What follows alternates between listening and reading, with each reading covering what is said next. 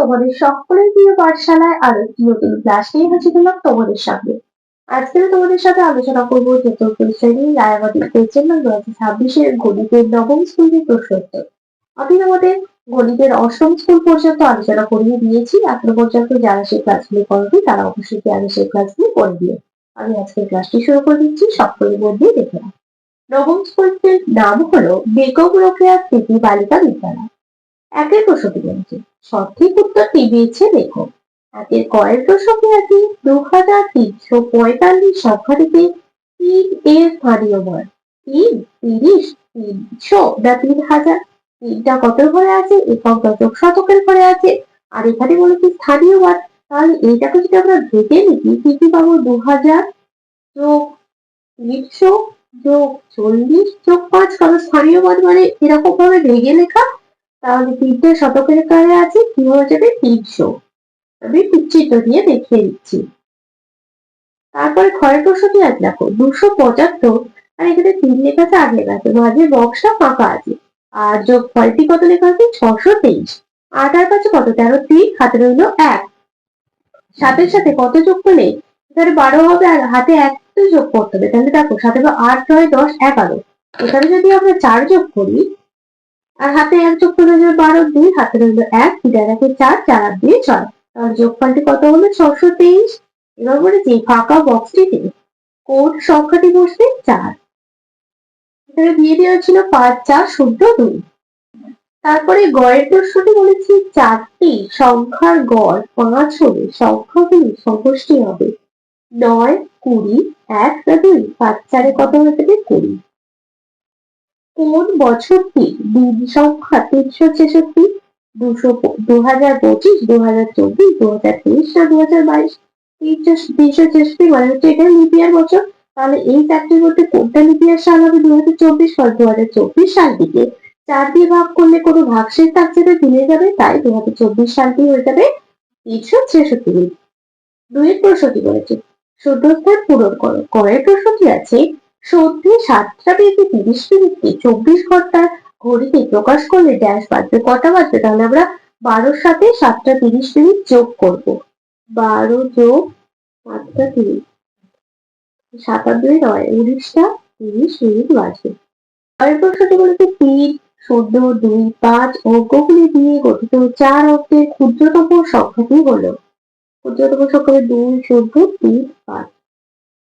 গয়ের প্রশ্নটি বলেছে 3 ঘন্টা 20 মিনিট সমান কত মিনিট? আমরা কি জানি 60 সেকেন্ডে হয় 1 মিনিট, 60 মিনিটে হয় 1 ঘন্টা। 3 গুণিতক 60 যোগ 20 হবে। 3, 6, 18, 180 যোগ 20, তাহলে কত হয়ে যাবে? 200 মিনিট। তারপর বলেছে 2020 সালের 1 জানুয়ারি থেকে 7ই মার্চ হলো মোট দিন। কতদিন হবে?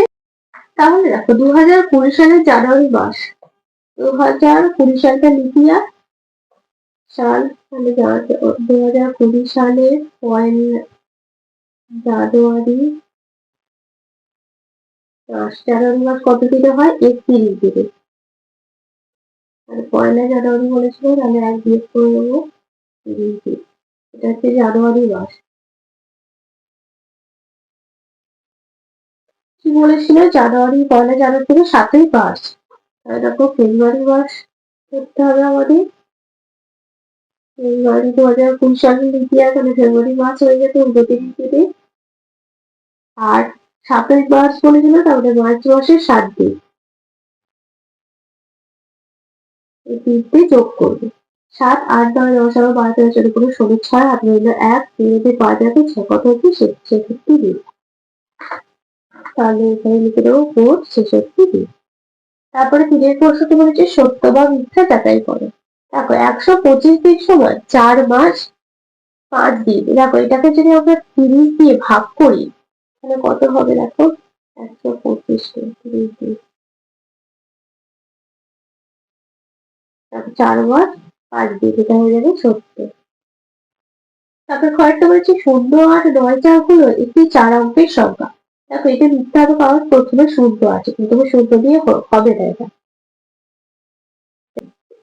তারপরে বলেছে গয়েরটা 15টা 30 সমান দুপুর 3টে 30। তাহলে এটা সত্য। দেখো আমরা এটা কিন্তু 15টা 30 মানে এটা 24 ঘন্টার ঘড়িতে, আর আর 12 ঘন্টার ঘড়ি 3 থেকে বেশি হবে এটা। 300 গুণ 40 সমান 12। তো এটা মিথ্যা, কারণ এখানে দেখো দুটো শূন্য আছে, এখানে একটা শূন্য, পাশে 3টে শূন্য হতো, কিন্তু এখানে দুটো শূন্য দেওয়া আছে। এটা 12,000 হতো, এখানে 1200 হয়ে গেছে, তাই এটা হচ্ছে মিথ্যা। 4 প্রশ্নটি বলেছে নিম্নলিখিত অঙ্কগুলি নির্দেশ অনুসারে করো। কয়েক প্রশ্নটি আছে স্থানীয় মানে বিশ্লেষণ করে গুণ করো। 415 গুণ 8, এটা কিন্তু স্থানীয় মানে বিশ্লেষণ করে করতে বলেছে। তাহলে কিভাবে করবো? 415 গুণ 8, ওটাকে ভাঙবো। 400 যোগ 15 10 যোগ 5 গুণ 8, 400 গুণ 8 যোগ 10 গুণ 8 যোগ 5 গুণ 8, 4 8 32, 3200 যোগ 8 10 80 যোগ 5 80 40, কিন্তু যোগ করলে কত হবে? 0। 8 আর 4 12, 2 হাতে হইলে 1, 2 আগে 3, 3, তাহলে উত্তরটা কত হলো? 3320।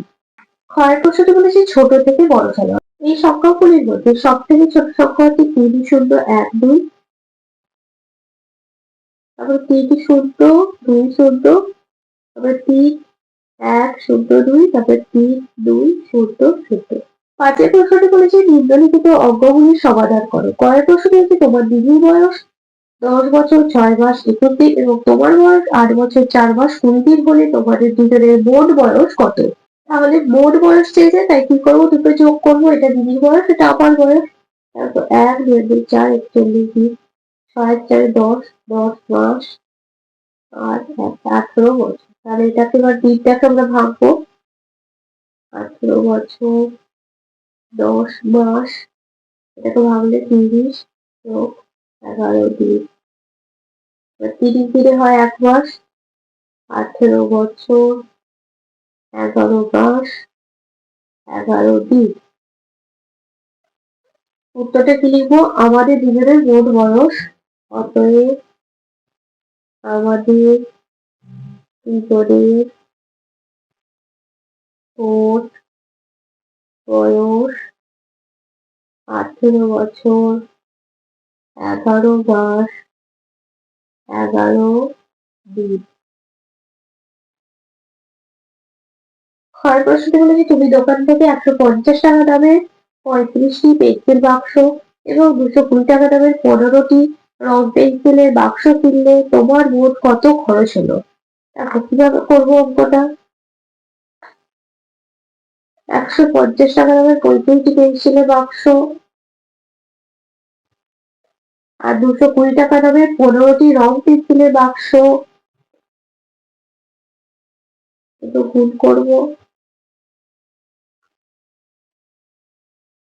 5 শূন্য 5 হাতে 25, 5 হাতে 2, 5 হাতে 5 আর 2 7, 3 শূন্য 3 হাতে 5 হাতে হইলো 1, 3 হাতে 3 হাতে 4, তাড়াতাড়ি 2 হাতে হইলো 1, 3 হাতে 5, 5250 যোগ 2 2 0 15, 5 শূন্য 5 থেকে 9 শূন্য হাতে হইলো 1, হাতে 10 হাতে 11, 1 শূন্য 2 1 2 2 2, 0 0 বেড়াতে 3300।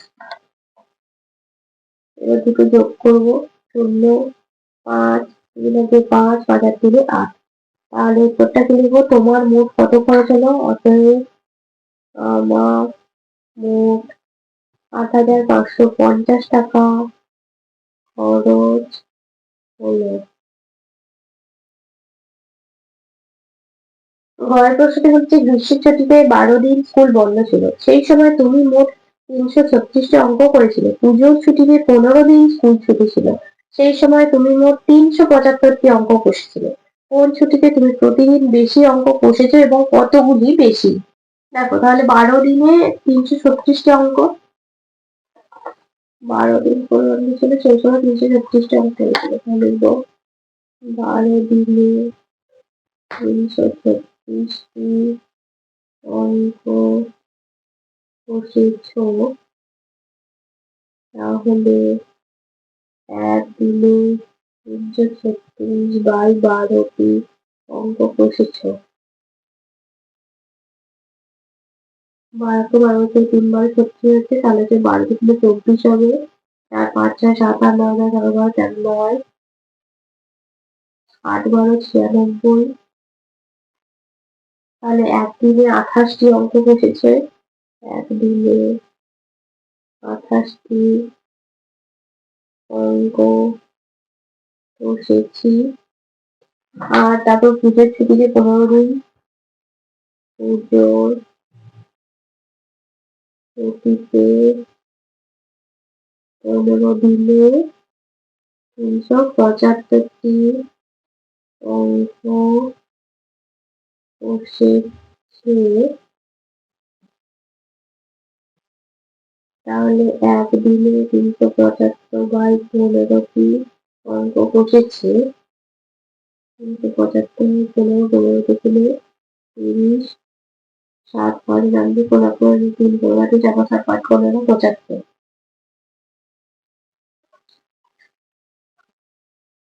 কাটা ছিল। তাহলে 28 আর 25 কি করবো? বিয়োগ করবো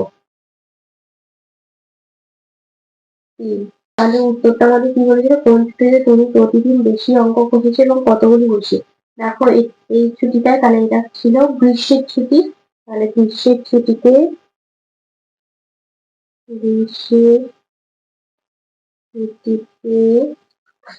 বেশি অঙ্ক বসেছি। গ্রীষ্মের ছুটিতে প্রতিদিন 3টি করে বেশি অঙ্ক বসেছি। আজকের ক্লাসটি তাহলে আমি এখানে শেষ করছি। খুব তাড়াতাড়ি আরো একটি নতুন ক্লাস নিয়ে হাজির হবো তোমাদের সামনে। যদি তোমাদের আজকের ক্লাসটি ভালো লেগে থাকে তাহলে অবশ্যই লাইক, কমেন্ট, সাবস্ক্রাইব এবং শেয়ার করতে ভুলবে না। সকলে সুস্থ থাকবে, স্বাভাবিক থাকবে। সকলকে অসংখ্য ধন্যবাদ জানাই।